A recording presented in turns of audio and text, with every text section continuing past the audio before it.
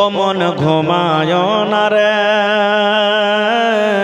নাম জপ মাওলার একদিন ঘুমাইবা তুমি জিন্দাগির লাগিয়া ও মন ঘুমায় না রে ও ভাই ঘুমায় না রে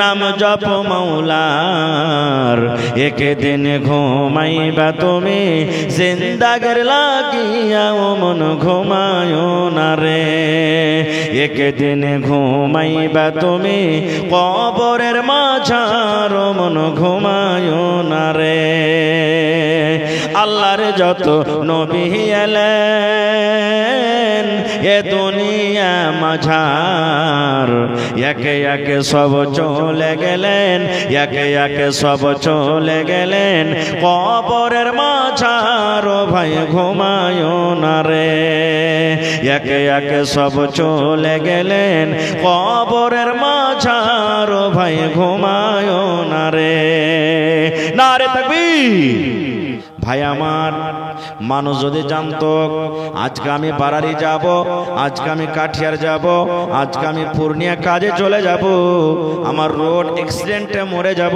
আমি গাড়িতে মরে যাব আমি যেতে গেলে আমি অমুক জায়গাতে আমার মত হয়ে যাবে বা রাস্তাতে আমাকে চলতে চলতে বদমাইশে মেরে দিবে এই খবর যদি মানুষের কাছে থাকতো হয়তো মানুষ ওই জায়গাতে যেত না এজন্য বলি বন্ধুরে আসার খবর আছে আসতো কখনই খবরটা হয়তো জেনে যায় মা বলে আমার বাচ্চা 2 মাস পর হয়ে যাবে আব্বা বলে আমার ছেলে কিংবা মেয়ে 1 মাস পর হয়ে যাবে কিংবা দাদু দাদি নানা নানিরা বলে আমার পোতা নাতিরা দুনিয়াতে আসবে এই খবরটা মানুষ জানতে পারে কিন্তু যখন যেতে হবে যাওয়ার 1 সেকেন্ডেরও কোনো খবর মানুষ বলতে পারে না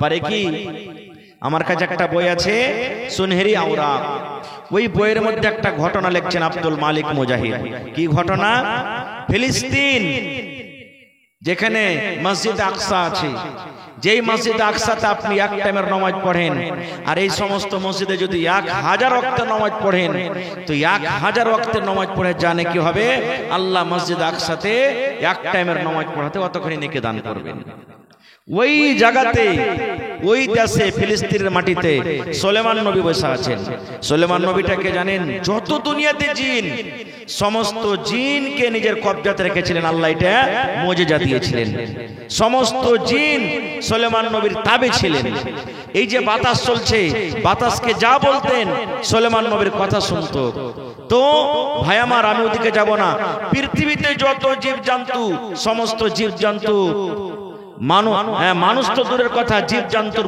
পক্ষালীর কথা সুলেমান নবী বুঝতে পারতেন সুলেমান নবী একদিন বসে আছেন আজকে যেমন জালসা শুনছেন সুলেমান নবী বসে আছেন আর ওর পাঞ্জরে একটা লোক বসে আছে হঠাৎ করে একটা লোক সুলেমান নবীর কাছে এলেন আসার পর বলছেন আসসালামু আলাইকুম সুলেমান নবী বলছেন ওয়া আলাইকুম আসসালাম এই সালাম কালাম করার পর লোকটা ওখান থেকে চলে গেলেন এবার পাঞ্জরে সুলেমান নবীর যে লোকটা বসে আছেন ভালো করে শুনবেন ওই লোকটা বলছেন যে নবী সাহেব এই লোকটাকে তো এলাকাতে কোনোদিন দেখিনি কোনো গ্রামেও একে দেখিনি কোনোদিন আসেনি আমাদের গ্রামে আর লোকটা এলো আর সালাম করার পর চলে গেল লোকটাকে চিনছেন এটা কে তখন সুলেমান নবী বলছেন যে আরে খেপা এটা হলো মালাকুল মউত আজরাইল ফেরেশতা এটা মানুষের রূপে এসে চলো সালাম কালাম করে চলে গেলেন মত বলে স্বাভাবিক ডর হয় নাকি যে ভাই আমিও চাচ্ছি যে এখানে 100 বছর বাঁচলে খুব ভালো আপনিও চাইছেন একটা বুড়া 80-90 বছর বয়স হয়ে গেছে লাঠি নিয়ে টুক টুক টুক টুক করে হাঁটছে পোতারা নাতিরা যদি মজাক করে বলে শালা বুড়া তুই কতদিন বাঁচবে আর তুই মর দুনিয়া ছাড় দুনিয়ার বোঝে আছিস লাঠি থাকলে চালিয়ে দিবে তুই আমাকে মরতে বলছিস তুই মর সবাই দুনিয়াতে বাঁচতে চায় তখন সুলেমান নবী বলছেন যে এটা মালাকুল মউত চলে গেল এখন সালাম কালাম করে তো ওই পাঞ্জরে যে লোকটা বসেছিল ওর দিলে কিন্তু ডর হয়ে গেল সুলেমান নবী ওটা মালাকুল মউত না তো হ্যাঁ কইছে এক কাজ করেন আমি আর এই দেশে থাকবো না কইছে কেন কইছে ও চীন হয়ে গেল কখন এসে জান কবজ করে নিয়ে চলে যাবে তো কোনটা যাবে তুমি কইছে আমাকে ভারতে হিন্দুস্তানের মাটিতে আমাকে পৌঁছে দেন বাতাসকে কিংবা জিনেরাকে কহেন আমাকে ওই দেশে পৌঁছে দেন ঠিক যখন থাকবে না, তা আল্লাহ রাব্বুল আলামিনের আদেশে বাতাসকে কিংবা জিনেরাকে হুকুম হলো, যাও একে ভারতের মাটিতে পৌঁছে দাও। আধ ঘন্টা পর, 5 ঘন্টা পর বা 15 মিনিট পর আবার মালাকুল মউত চলে গেলেন কোথায়? ফিলিস্তিনের মাটিতে। যাওয়ার পর দেখছেন তো সুলাইমান নবী কিন্তু ওখানে একলাই বসে আছে এখন। এবার তখন জিজ্ঞাসা করছেন, সুলাইমান নবী একটুখানি আগে যে আপনার পাঞ্জরে লোকটাকে দেখুন তো, লোকটা কই? বলছে মালাকুল মউত ওই লোকটা তো তোমার ডরে, তোমার ভয়ে অমুক জায়গায় চলে গেল। এবার সুলাইমান নবী তখন বলছেন, ওরে সুবহানাল্লাহ, আল্লাহর লীলা কি, আল্লাহর বিধান কি?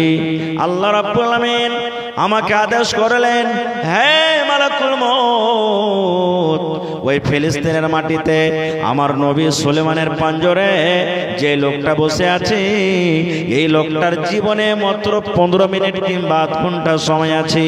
আধ ঘন্টা পর লোকটাকে, তোমাকে লোকটার জান কবজ করতে হবে। আর ওই লোকটার জান কোথায় কবজ করবে? ফিলিস্তিনের মাটিতে নয় রে, এই লোকটার জান কবজ করতে হবে তোমাকে হিন্দুস্তানের মাটিতে। আমি অবাক হয়ে গেলাম, রব্বুল আমিন 10 দিন 15 দিন 20 দিনের রাস্তা, আল্লাহ জি ফিলিস্তিন থেকে যদি ভারত আসতে হয় 10 দিন 15 দিন 20 দিন লেগে যাবে, এত লম্বা রাস্তা। কিন্তু আল্লাহ ওর জীবনে তো মাত্র 15 মিনিট কিংবা আধ ঘন্টা সময় আছে। আধ ঘন্টা সময় তো আমি এই ফিলিস্তিনের মাটি থেকে লোকটা কখন হিন্দুস্তানে যাবে, আর ওইখানে গিয়ে আমি কখন তার জান কবজ করব, এই চিন্তা বাবা আমি করছিলাম। হে সুলাইমান নবী, ওই লোকটার জান কবজ করে আমি এখন আপনার কাছে এলাম দেখার জন্য, যে আমি আপনার পাঞ্জরে যে লোকটাকে দেখে গেলাম, ওই লোকটার আমি জান কবজ করলাম কি লোকটা আপনার পাঞ্জরে বসে আছে, আমি দেখতে এলাম। তাই আল্লাহর কোরআন বলেন, আইনা মা তাকুনু ইউদরিকুমুল মাউত ওয়ালাউ কুনতুম ফি বুরুজিন মুশাইয়াদা। আল্লাহ রাব্বুল আলামিন বলেন, আইনা মা তাকুন, তুমি দুনিয়ার যে কোনো জায়গাতে থাকো না কেন রে, তুমি যদি আকাশের উপরে চলে যাও, তুমি যদি সূর্যের উপরে চলে যাও, তুমি যদি চাঁদের উপরে চলে যাও, তুমি যদি মাটির তলাতে পানির তলাতে ঘর বানিয়ে দাও, আল্লাহ রাব্বুল আলামিন বলেন, হে দুনিয়ার মানুষ, দুনিয়ার যে কোনো তুমি জায়গাতে চলে যাও, ইউদরিকুমুল মাউত, মওত তোমার কাছে যাবে, মওত তোমার সাথে সাক্ষাৎ করবে, মওত তোমার কাছে যাবে, মওত তোমার জান কবজ করে নিয়ে চলে যাবে। নারে তাকবীর! সাদ্দাত বাদশা একটা খুব বড় বাদশা, ওর দাওলাতের কোনো কমি ছিল না। ও দুনিয়াতে জান্নাত তৈরি করেছিল। জান্নাত ও শুনেছে, পড়েছে কেতাবে, আল্লাহ জান্নাত দিবে, যারা আল্লাহর পূজা করবে, আল্লাহকে মানবে, আল্লাহকে জান্নাত দিবে, সুন্দর সুন্দর বেটি ছেলে পাওয়া যাবে জান্নাতে, ভালো ভালো ফলমূল খেতে পাওয়া যাবে, সুন্দর সুন্দর বাড়ি ঘর দিবে। তখন দুনিয়াতে একটা জান্নাত তৈরি করেছিল, ওর নিজের জান্নাত। খুব সুন্দর করে একটা মাহাল তৈরি করেছিল, সুন্দর সুন্দর বেটি ছেলে তৈরি করে রেখেছিল ঘরের ভিতরে। এবার যখন রেডি হয়ে গেল, খবর হলো, এই সাদ্দাত বাদশাহ, আপনার জান্নাত রেডি হয়ে গেছে, চলেন দেখার জন্য। বন্ধুরে আমার, এবার সাদ্দাত বাদশাহ খুব খুশির সাথে এবার হাঁটছে আর চলে যায়, আমি জান্নাত দেখবো, আজকে আমার জান্নাত রেডি হয়ে গেছে। আল্লাহ রাব্বুল আলামিন মালাকুল মউতকে বললেন, রে মালাকুল মউত, আমার নাফরমান বান্দা, আমার গুনাহগার বান্দা, আমার পাপী বান্দা নিজের জান্নাত তৈরি করে আজকে জান্নাতের ভিতরে যাচ্ছে। দুনিয়ার জান্নাত হতে গেল, দুনিয়ার জান্নাত রে মানুষের তৈরি করা হতে গেল, তার নাম তারা জান্নাত রেখেছে। হে মালাকুল মউত, এই বেঈমান, এই শয়তান যেন নিজের জান্নাতের ভিতরে না ঢোকে। জান্নাতে ঢোকার আগে আগে তার জান খানা তুমি কিন্তু কবজ করে নাও। এই ভাই মুসলমান, এবারে সাদ্দাত বাদশা জান্নাতের ভিতরে ঢুকতে যাবে, জান্নাতে ঢোকার আগে আগে মালাকুল মউত তার জান কবজ করে নিয়ে চলে গেলেন। ফেরাউন, সুবহানাল্লাহ, যে ফেরাউন নিজে খোদা দাবি করেছিল, আমি হলাম আল্লাহ, আমি হলাম রব, কিন্তু সেই ফেরাউনও সামুন্দারে নীলদরিয়ার নদীতে, নীলদরিয়াতে ডুবে মারা গেছে। আপনারা জানছেন, সবাই দেখে জানছেন, ইতিহাস জানছেন।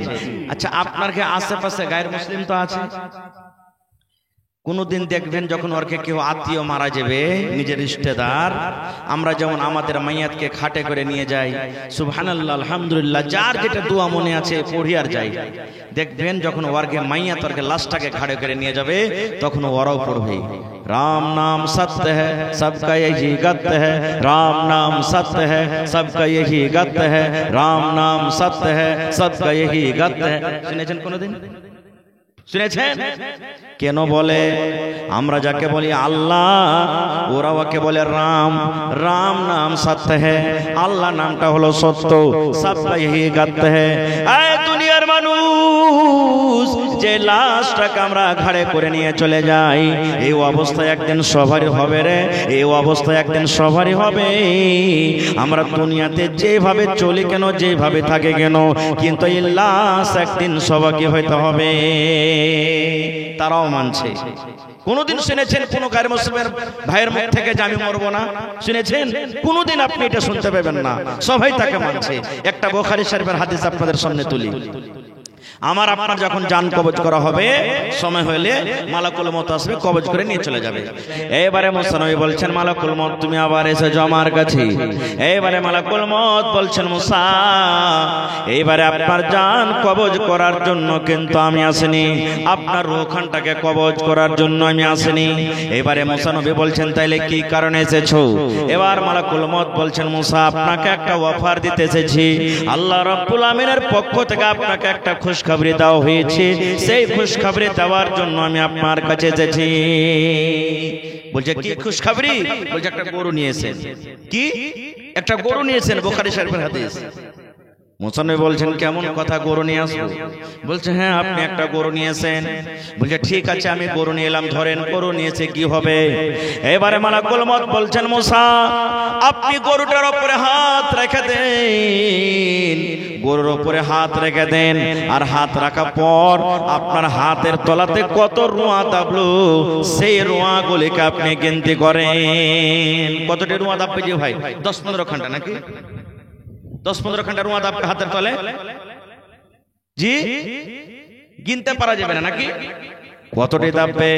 এবার মুসা নবী বলছেন, এ মালাকুল মউত ভালো করে তুমি বলো, আমি গরুর উপরে আমি হাত রেখে দিলাম, আর হাতটা রেখে দেওয়ার পর আমার হাতের তলাতে রুয়া দাবলো, আর ওই রুয়া গলাকে ধরো আমি গিনতি করলাম, এর মানে কি আমাকে বুঝিয়ে দাও। এবারে মালাকুল মউত বললেন, মুসা আল্লাহ রাব্বুল আমিনের আদেশ হয়েছে, গরুর উপর আপনি হাতখানাকে রেখে দেন, আর হাতের তলাতে আপনার যত রুয়া দাববে ওই রুয়া গলাকে আপনি গিনতি করেন। গিনতি করে করে করে করে এবার যখন আপনার গিনতি হয়ে যাবে, মুসা অত দিন নয়, অত সপ্তাহ নয়, অত মাস নয়, যত আপনার হাতের তলাতে রুয়া দাববে অত বছর আল্লাহ আপনার হায়াত বাড়িয়ে দিলেন, অত বছর আপনি দুনিয়াতে বেঁচে থাকবেন। এটা আল্লাহ আপনাকে অফার দিয়েছেন, যতটি হাতের তলাতে রুয়া দাববে অত বছর আপনি দুনিয়াতে বাঁচবেন। আজকে আমরা যদি এই অফারটা পেয়ে যাই, সুবহানাল্লাহ, কত যে আমাদের খুশি হবে তার কোনো সীমা নাই। মুসা নবী তখন কি বলছেন জানেন? মালাকুল মউত একটু তুমি আমাকে আর খবর জানিয়ে দাও। বলছে কি? মালাকুল মউত ধরো আমি গরুর উপরে হাত রেখে দিলাম, আর আমার হাতের তলাতে রুয়া দাবলো, যতটি রুয়া দাবলো অত বছর আমি দুনিয়াতে বাঁচলাম।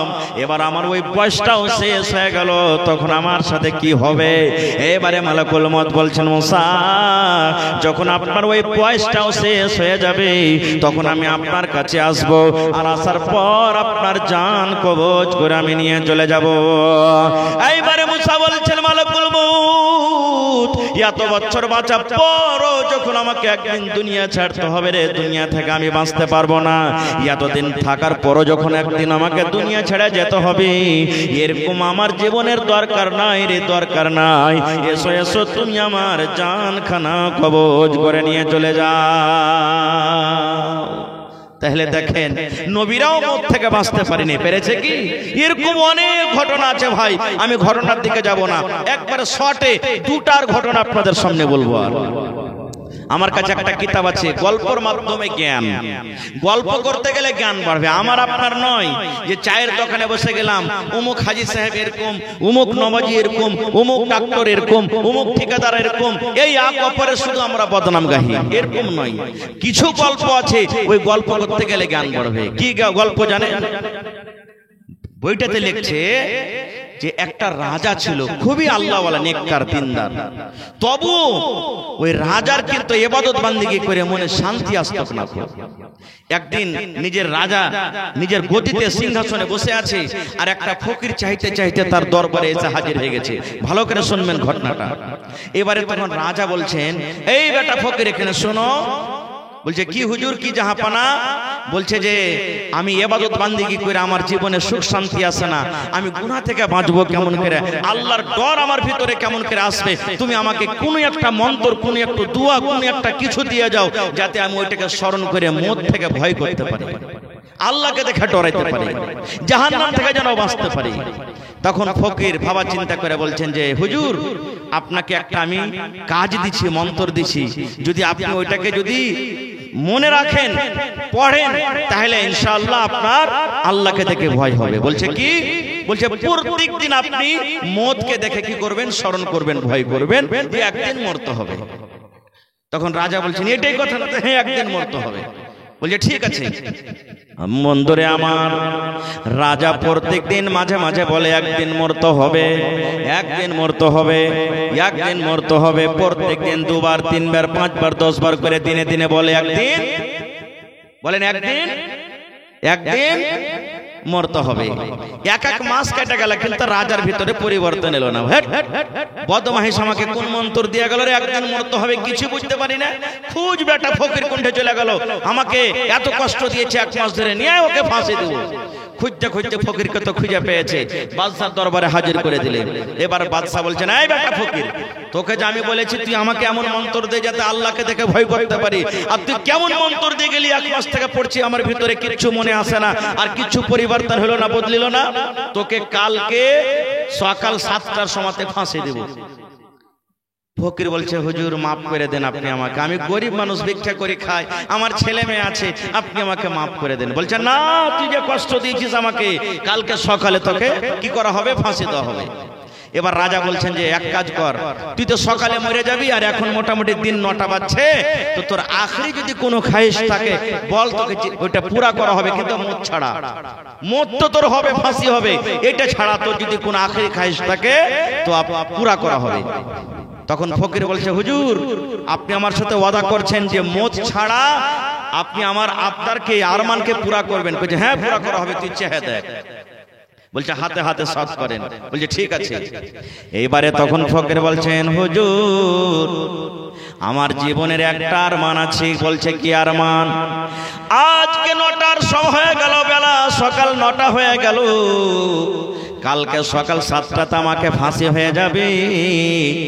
এখন সকাল 9টা থেকে নিয়ে কালকে 7টা পর্যন্ত আমি রাজা হব, আপনার এই কুরসিতে আমি বসবো, আপনার তাজটা আমার মাথাতে দিতে হবে, আর আমার মতন গরিব কিন্তু আপনি হয়ে যাবেন, আমার মতন ফকির কিন্তু আপনাকে হইতে হবে।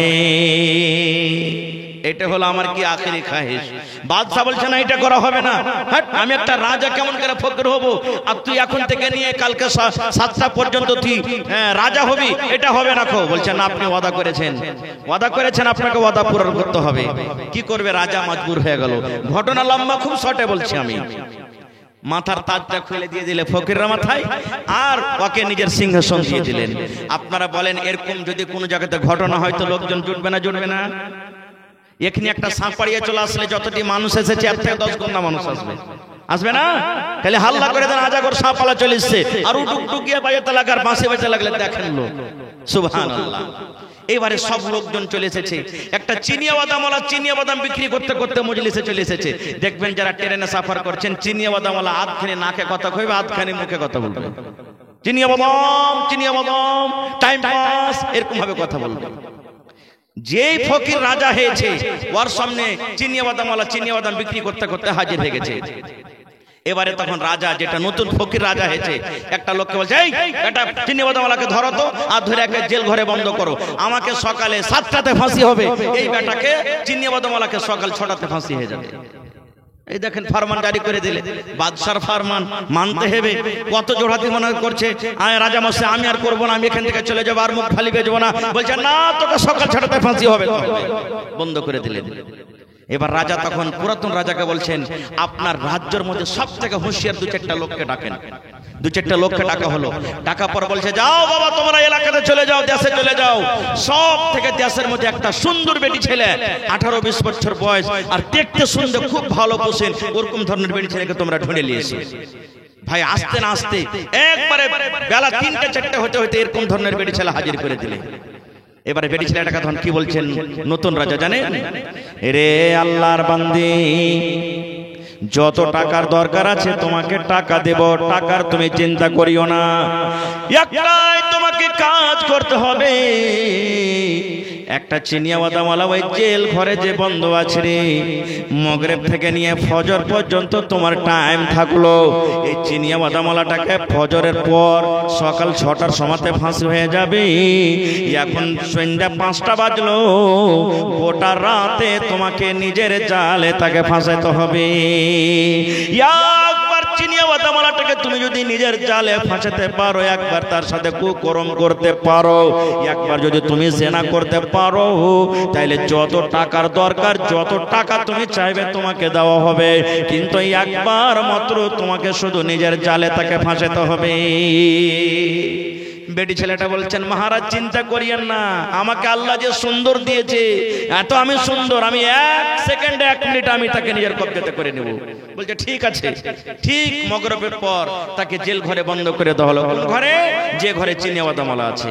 এবার ফকির রাজা পুরাতন রাজাকে বলছেন, মহারাজ আজকে আপনাকে ঘুমাইতে দেব না। বলছে কেন? বলছে চলেন জেল ঘরে একটু জায়গাতে ছিদ্র আছে, ফুটা আছে, ওই ফুটা থেকে আমরা গোটা রাত দেখবো যে তারা রাতের বেলাতে কি কাজ করে। পুরাতন রাজা বলছেন যে আল্লাহ, একে নিজের সিংহাসন দিয়ে হয়তো আমি ভেজালি পড়লো না কি রে, হ্যাঁ এই তো ফরমান জারি করে দিলে, ঠিক আছে চলো। 2 চেয়ারে 2জন বসে গেলেন, কিন্তু ভেতরকার ওরা 2জন জানে না যে আমাদের গার্ডিং করছে আজকে কে রাজা। বন্ধুরে আমার, এক তো সুন্দর বেটি ছেলে, আল্লাহ রাব্বুল আমিন তাকে রূপ দান করেছেন। এইবারে সে বেটি ছেলে চিনিয়া বাদামওয়ালাকে বলছেন, রে চিনিয়া বাদামওয়ালা, তুমি সকাল 6টার সময়তে তোমাকে ফাঁসি হয়ে যাবে, তুমি মরে যাবে, তুমি বিবির মুখ দেখতে পাবে না, তুমি বিবির সাথে আর গল্প করতে পাবে না, ছেলে মেয়েকে তুমি আর আদর করতে পাবে না। আইসো এসো, আল্লাহ যে আমাকে সুন্দর যৌবন দিয়েছেন, আল্লাহ রাব্বুল আমিন আমাকে সুন্দর যে একটা জওয়ানি দিয়েছেন, আমার সাথে তুমি একবার মনের স্বাদটা পূরণ করে নাও, আমার সাথে তুমি মনের আরমানটাকে একবার পূরণ করে নাও। এরকম ভাবে যখন তাকে দাওয়াত দিয়েছি, এবার চিনিয়া বাদামওয়ালা বলছেন, এরে আল্লাহর বান্দি, তুমি আমার কাছ থেকে সরে যাও, আমার কাছ থেকে তুমি সরে যাও, আমার কাছে তুমি আসিও না, এরকম বাজে কথা তুমি আমাকে বলিও না। এইবারে সে বেটি ছেলে বলছেন, চিনিয়া বাদামওয়ালা রে, এখানে কোনো মানুষ আমাদেরকে দেখতে পাই না, কোনো রাজা দেখে না, কোনো ফকির দেখে না, কোনো লোকজন দেখে না, আজকে অন্ধকার রাত, এই ঘরের ভিতরে তুমি আছো আর আমি আছি, তুমি জীবনের একবার আমার কাছে এসে জীবনের স্বাদটাকে তুমি পূরণ করে নাও, একবার তুমি আমার কাছে এসো। এই আল্লাহর বান্দা তুমি এসো। কিন্তু ওই চিনিয়া বাদামওয়ালা শুধু চোখ দিয়ে ঝরঝর ঝরঝর ঝরঝর ঝরঝর করে পানি ঝরে, শুধু কান্দে আর কান্দে, কিন্তু তার কথার দিকে কিন্তু একবারও তাকাই না। ঠিক কই করতে করতে রাত 12টা বেজে গেল, রাত 1টা বেজে গেল, রাত 2টা বেজে গেল। ঠিক যখন 3:30টার সময় মুয়াজ্জিন সাহেব আসসালাতু খায়রুম মিনান নাওম, ফজরের আযান দিয়ে দিয়েছে, এই মতো সময়তে আবার বলছেন, আল্লাহর বান্দারে, এখন রাত শেষ হয়ে গেল, আর 2 ঘন্টা পর তোমাকে ফাঁসি দেওয়া হবে, তুমি মরে যাবে, শেষ জীবনের মতো তুমি এসো আমার কাছে, এসো, আমার কথাটা তুমি একবার মেনে নাও, এসো, আখরি খাইশ তুমি আমার সাথে পূর্ণ করে নাও। কিন্তু চিনিয়া বাদামওয়ালা একটাই কথা বলে, এরে আল্লাহর বান্দি, মত আমার সামনে আছে, আর 2 ঘন্টা পর আমাকে ফাঁসি হবে, আমি মরে যাব, আল্লাহ রাব্বুল আমিন কিয়ামতের দিন আমাকে যদি জিজ্ঞাসা করেন বান্দারে জীবনে তুমি নামাজ পড়নি রে বান্দা, জীবনে তুমি রোজা রাখনি বান্দারে, জীবনে যাকাত দাওনি দান করনি রে বান্দা, মদ খেয়ে খেয়ে সারা জীবনটা তুমি কাটিয়েছো, আরে আমার বান্দা তুমি জানছিলে আমাকে সকাল 6টার সময়তে মেরে দিবে, ফাঁসি হয়ে যাবে, এইটা জানা সত্ত্বেও তুমি একটা গুনাহ থেকে জীবনে আর বাঁচতে পারলে না। আল্লাহ রাব্বুল আমিন যখন এই প্রশ্ন আমাকে কিয়ামতের দিন যদি করে দেয়, আমি কেমন করে আল্লাহর সামনে আমি জবাব দিব? এই জন্য বান্দিরে তুমি আমার কাছ থেকে চলে যাও, আমার কাছ থেকে চলে যাও, মত আমার সামনে আছে, আমাকে সকাল 6টাতে মরতে হবে, আমি মরে যাব, এই জন্য তোমার সাথে আমি এরকম গুনাহ করতে পারবো না। ঠিক যখন 6টা হলো, এইবারে নতুন রাজা পুরাতন রাজাকে বলছেন চলেন নিজের সিংহাসনে যাই। এবার যখন 6টা হয়ে গেল, এবার নতুন রাজা বলছেন একটা সিপাহীকে, ওই চিনিয়াওয়ালাটাকে তুমি ছেড়ে দাও, ছেড়ে দাও, বাড়ি চলে যায়, আজাদ হয়ে গেল, আর তাকে ফাঁসি দেওয়া হবে না।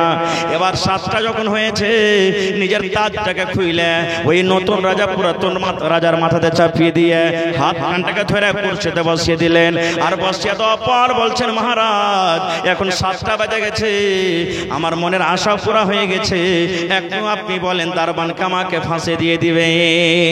এইবারে যেমন কথাটা বললাম, পুরাতন রাজার চোখের কোনা দিয়ে ঝরঝর ঝরঝর ঝরঝর ঝরঝর করে পানি ঝরতে শুরু হয়েছে। এবার পানি ঝরার পর এবার বলছেন রে আল্লাহর বান্দা তোমাকে আর ফাঁসি দেওয়া হবে না রে, তোমাকে আর ফাঁসি দেওয়া হবে না। বলছে হুজুর কেন আপনি আমাকে ফাঁসি দিবেন না? বলছে আল্লাহর বান্দা রে তুই আমাকে যা বুঝাতে চেয়েছিস আমি সেই চিনিয়াওয়ালার কাছে সবক পেয়ে নিলাম। চিনিয়াওয়ালা মদকে বলে কত স্মরণ করেছে, চিনিয়াওয়ালা আল্লাহকে বলে কত ভয় করেছে, চিনিয়াওয়ালা মদকে বলে কেমন ভাবে ডেকেছে। এক রাতে সেই মদকে দেখে ভয়ে করলো, মদের কারণে মদকে সামনে দেখে একটা সুন্দর বেটি ছেলে থেকে বেঁচে গেল। আর আমি কেমন করে মদকে দেখে ভয় করলাম, মদকে স্মরণ করলাম, কি 1 মাস কেটে গেল তো আমার ভিতরে পরিবর্তন হলো না।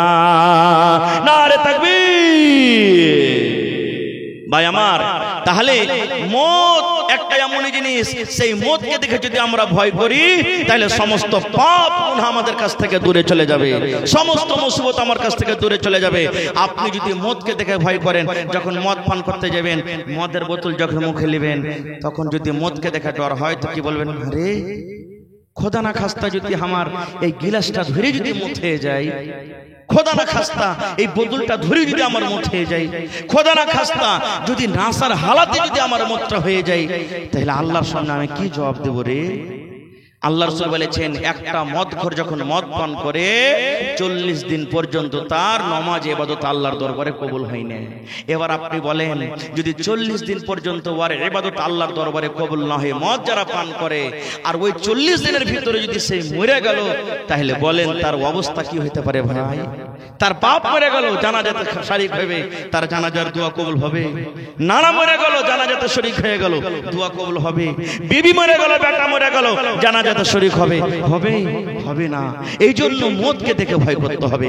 ভাই সময় কিন্তু খুব কাছে চলে আসছে, আর একটা হাদিস আপনাদের সামনে বলে দিই যে ভালো মানুষের মদ কেমন হয় আর গুনাহগার মানুষের মদ কেমন হয়, এটা কিন্তু জানা দরকার। জি জানা দরকার। বাস আমি 2-4-5 মিনিট একবারে খুব শর্ট আমি কথাটা বলে দিই। আপনারা যখন দেখবেন কেউ মরছে, লোকজন মরছে, পাঞ্জরে থাকতে হয়। বেশিরভাগ মা খালারা জানে যখন কোনো মানুষ মরে তখন দেখবেন জানটা বাড়িয়ে গেছে, কিন্তু তাকিয়ে চলিচ্ছে ও উপর দিকে। ঘরের ভিতরে থাকলে মনে হয় বাতি গুনছে, মটকা গুনছে, বাইরে থাকে তো মনে হয় দেখবেন আসমানের দিকে দেখছে। এরকম দেখে না? দেখে না? কেন দেখে জানেন? যখন তার জানখানটাকে কবজ করে নিয়ে চলে যায়, ওই লোকটা মনে মনে ডাকে, কাকে ডাকে? বেটাকে ডাকে, বেটিকে ডাকে, মাকে ডাকে, বিবিকে ডাকে। মায়ের লোক যদি হয়তো নিজের স্বামীকে ডাকে, কে ডাকে? আরে আব্দুল্লাহ, আব্দুর রহমান, কোথায় তোরা আছিস রে? কোথায় তোরা চলে গেলি? দেখ মালাকুল মউত আমার জানখানটাকে কবজ করে নিয়ে চলে গেল। ধর ধর ধর ধর ধর ধর, তাড়াতাড়ি করে ধর। আল্লাহ রাসূল বলেছেন এরকম ভাবে তার নজরটা কিন্তু এই মতের ফেরেশতার দিকে থাকে। রাসূল বলেছেন যখন তোমরা এরকম ভাবে দেখবে মাইয়াতের শ্বাস বন্ধ হয়ে গেছে, তোমরা চোখের উপর এরকম ভাবে হাতটা এরকম করে করে করে তার চোখটাকে তোমরা বন্ধ করে দাও। এবার রাসূল বলেছেন মত কেমন হয় দেখেন, আমি সব কথা বলতে পারবো না, শর্টে কথাটা বলছি। যখন একটা ভালো মানুষের জান কবজ হয় তখন জান্নাতের ফেরেশতারা ওর সামনে এসে বসে থাকে। ও কিন্তু দেখতে পায় যে মরছে। আপনি পাঁজরে আমি পাঁজরে হাজার থাকি, আমরা দেখতে পাবো না, কিন্তু যে লোকটা মরবে ও দেখতে পায়। যারা নেককার মানুষ, নেক মানুষ মরবে, ও জান্নাতের ফেরেশতারা সব আগে দিকে বসে আছে, আপনারা যেমন বসে আছে। মালাকুল মউত আসবে, ওর ঘাড়ের পাঞ্জরে বসবে, আর বসার পর তখন দেখবে আরে এটা তো নেককার মানুষ রে। তখন ওর নফস জান খানটাকে বলবে, এই ভালো নফস, এই পাক রূহ, আয় ছেড়ে দে, দেহ ছেড়ে দে, তোর সময় শেষ, আয় ছেড়ে দে। সুবহানাল্লাহ। তার জান খানটা চলে আসবে, আর তার জান খানটাকে ধরবে, ধরে জান্নাতের ভেতর থেকে একটা রুমাল নিয়ে আসা হবে, আর ওই রুমাল খানটা এত সেন্ট করবে, খুশবাই করবে, মনে হয় গোটা পৃথিবী খুশবুতে মনে হয় ভরে গেল। জান খানটাকে কবজ করে এবার নিয়ে চলে যাবেন। ওই যে মাথার উপরে আসমান দেখতে পাচ্ছেন, গেট আছে, কিন্তু আমরা দেখতে পাই না। ওখানে আসমানে নিয়ে যাওয়া হবে। যাওয়ার পর তখন এরকম ভাবে অনুমতি চাইবে, এই আল্লাহর ফেরেশতা গেট খুলো, দরজা খুলো। বলবে কে? বলবে মালাকুল মউত। বলছে কাকে এনেছো? বলছে আরে নয়াটোলা হাশিমপুরের আমি অমুক লোকের জান কবজ করে এনেছি। আল্লাহ তাকে জানিয়ে দেয় যে লোকটা নেককার কি বদকার। দেখবে হ্যাঁ এই তো নেককার লোক, তাড়াতাড়ি করে ওর গেটটা খুলে দিবে, দরজাকে খুলে দিবে আসমানের, আর খুলে দেওয়া পড়বে যে ওয়েলকাম, স্বাগতম, এসো এসো এসো, তোমার জন্য আমি ইস্তেকবাল করছি। এবারে এক আসমান, দুই আসমান, তিন আসমান করতে করতে সাত আকাশের উপরে একটা জায়গা আছে। আল্লাহর কোরআন বলছেন, যারা কোরআন পড়তে জানেন দেখবেন ওয়াইলুল লিল মুতাফফিফিন সূরাতে দেখবেন যে ইল্লিন একটা জায়গা আছে সাত আকাশের উপরে, ওখানে জানখানটাকে দিয়ে দেওয়া হয়। এবার লোকটা যদি গুনাহগার হয়, পাপী হয়, বদকার হয়, ওর জান কবজ করার পর এবার তার জান খানটাকে কিসে ব্যাট দিবে জানেন? রুমালে, জাহান্নামের রুমাল। এমন দুর্গন্ধ করবে, রাসূল বলেছেন এমন দুর্গন্ধ করবে যে দুর্গন্ধতে মনে হয় গোটা দুনিয়া ভরে গেল। এবার আপনি যখন হাঁটবেন, একটা কুকুর যদি 8 দিন 10 দিন করে মরে থাকে, আপনি যেমনই যাবেন নাকে একটা দুর্গন্ধ আসবে না? আসবে না? যেমনই সামনে যাবেন বাপরে পালা, এই দুর্গন্ধ আর সহে না। রাসূল বলছেন ওরকম দুর্গন্ধ করবে, ওই রুমালে নিয়ে চলে যাবে আসমান পর্যন্ত। তাকে বলা হবে, এই ফেরেশতা আসমানের দুয়ার খোলো। বলছে কার জান করেছো? বলবে আরে দেবীনগর নয়াটোলা হাশিমপুরের অমুক লোকের জান কবজ করেছি। বলবে না না না না না, ওরে বাপ রে, এর জন্য আসমানের দুয়ার খোলা হবে না কো, আসমানের দুয়ার খোলা হবে না কো। বলছে কেন? বলছে এই যদি আসে তো সমস্ত আসমানকে দুর্গন্ধ তো ভরে দেবে। তখন মালাকুল মউত কি করবেন জানেন? ওরে সুবহানাল্লাহ, তার জানখানাকে ওখান থেকে ছেড়ে দিবি। এবার জানখানটাকে যখন ছেড়ে দেওয়া হবে, কত রকম চিৎকার করবে জানখানা। নবী আমার বলেছেন ওই জানখানা আস্তে আস্তে আস্তে 7 কবক মাটির তলাতে একটা জায়গা আছে, আল্লাহর কোরআন বলছেন সিজ্জিন। ওই সিজ্জিন জগতে তার জানখানাকে কিন্তু পৌঁছে দেওয়া হয়। ভালো মানুষের জান 7 আকাশের উপরে ইল্লিনে, আর যারা বদ মানুষ, গুনাহগার মানুষ, তাদের জান 7 কবক জমিনের তলাতে সিজ্জিনে পৌঁছে দেওয়া হয়। এবারে বলবেন হাজী মাওলানা জান্নাত কি কোনোদিন পাইবে না নাকি? সিজ্জিনে যখন চলে গেল তো জান্নাত পাইবে। ভালো করে শুনেন ভাই, এই আমার নয়াটোলা গ্রামের মায়েরা, খালারা, ভাইয়েরা, ভালো করে শুনেন, জান্নাত পাইবেন। কেমন করে জান্নাত পাইবেন? আজকে মাওলানার ওয়াজ ভালো লাগে না, আজকে জালসা শুনতে ভালো লাগে না, আজকে খুতবা শুনতে ভালো লাগে না, আজকে কোরআন হাদিস শুনতে ভালো লাগে না। কিয়ামতের দিন জাহান্নাম সামনে দেখবে মানুষেরা, জান্নাত সামনে দেখবি। কি জাহান্নামের ডর, মেঘ যেমন গড়গড় গড়গড় করে ডাকে, জাহান্নাম মানুষকে দেখে রাগবে, রাগে ডাকবে। এবার আল্লাহ রাব্বুল আলামিন সমস্ত মানুষের যত গুনাহগার পাপী ওরাকে বলবেন, হ্যাঁ আমার পাপী গুনাহগারেরা, এই জাহান্নাম দেখে তোমাকে ডর লাগে? জি আল্লাহ লাগে। আজকে জাহান্নাম দেখে ডর লাগে না, কিন্তু নিজের চোখে মানুষেরা সেদিন দেখবে। আল্লাহ বলবেন এই জাহান্নাম দেখে তোমাকে ডর লাগে? জি আল্লাহ লাগে। এই জাহান্নাম থেকে তোমরা বাঁচতে চাও? জি আল্লাহ চাহি।